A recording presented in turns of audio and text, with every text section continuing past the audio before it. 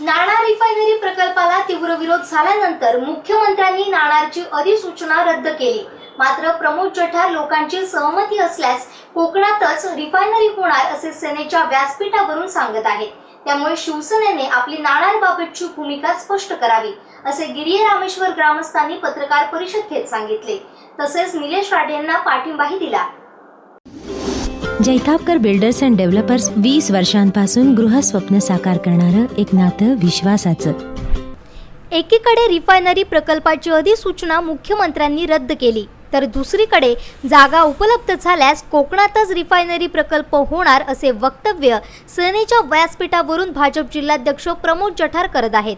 Refinery प्रकल्पाची घोषणा झाल्यापासून स्वाभिमान पक्ष, शिवसेना, मनसे, काँग्रेससह स्थानिक ग्रामस्थांनी या प्रकल्पाला कडवा विरोध केला।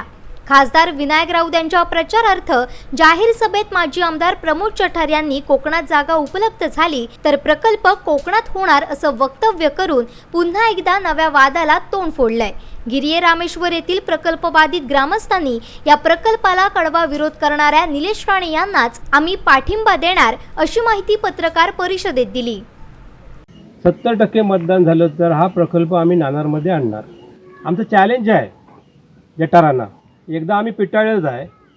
जठारांना चॅलेंज आहे की तुम्ही ह्या निवडणुकीच्या दरम्यान येऊन तर दाखवा ह्या भागात आणि डिक्लेअर करा ह्या भागात येऊन की आम्ही हा प्रकल्प आणणार। तुमची काय परिस्थिती होते ती बघा ना, प्रकल्प आणताय काय होते ती एकदा ते ह्या भागात 23 तारखेच्या आत येऊन दाखवा आम्हाला ना, आणि इथे येऊन आमच्या भागात डिक्लेअर करा। तिथे कणकवलीत बसून काय डिक्लेअर करताय? इथे आणि हिंमत असेल तर आमच्या भागात येऊन डिक्लेअर करा की हा प्रकल्प आम्ही आणणार। आणि त्यावेळी शिवसेना काय करते हे ते आम्हाला बघायला मिळेल ना, की तुम्ही हा प्रकल्पाबद्दल शिवसेना जी म्हणते आम्ही विरोधात आहोत ती काय करते ते आम्हाला सुद्धा कळेल।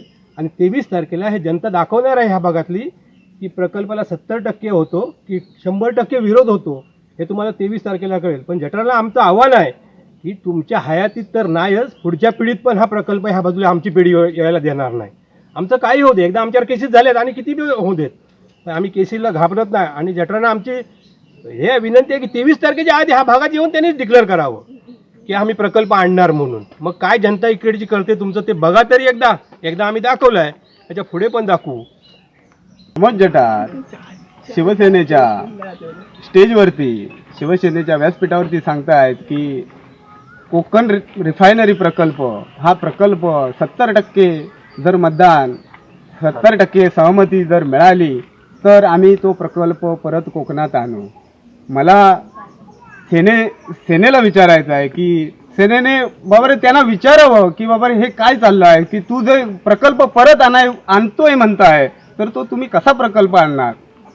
तुमचा विरोध आहे ते तुमच्या माध्यमातून त्याने दाखवून द्यावं। सेनेने विरोध आहे, सेना म्हणते आहे की विरोध आहे, मग तो विरोध आहे तर जनतेला सांगावं। आणि असं जर त्यांचं गोलमाल असेल तर आम्ही येत्या मतदानाच्या माध्यमातून रामेश्वर गिरिये जनता संपूर्ण आम्ही तो त्यांना दाखवून देऊ। पडेल कॅन्टीन या कणकवलीला पत्रकार परिषद घेऊन सांगताय का आम्ही हा रिफायनरी प्रकल्प हा इथंच कोकणातच आणू 70% असेल तर जठारांनी येऊन आमच्या रामेश्वर गिरियात पत्रकार परिषद घ्या। आणि माझं सर्वांना आव्हान आहे, जेव्हा आमच्यावर केसेस पडले तेव्हा आमच्या मागे कोण नाही, ते निलेश राणेच्या थ्रू निलेश राणेचे हात बळकट करण्यासाठी आम्ही सर्व पक्षीय, जसे आम्ही रिफायनरीचा लढा दिला तसा ह्या इलेक्शनला आम्ही सर्व पक्षीयांनी निलेश राणेचा हात बळकट करूया असं मी लोकांना सर्वांना आवाहन करतो, एक संघर्ष समितीचा अध्यक्ष म्हणून।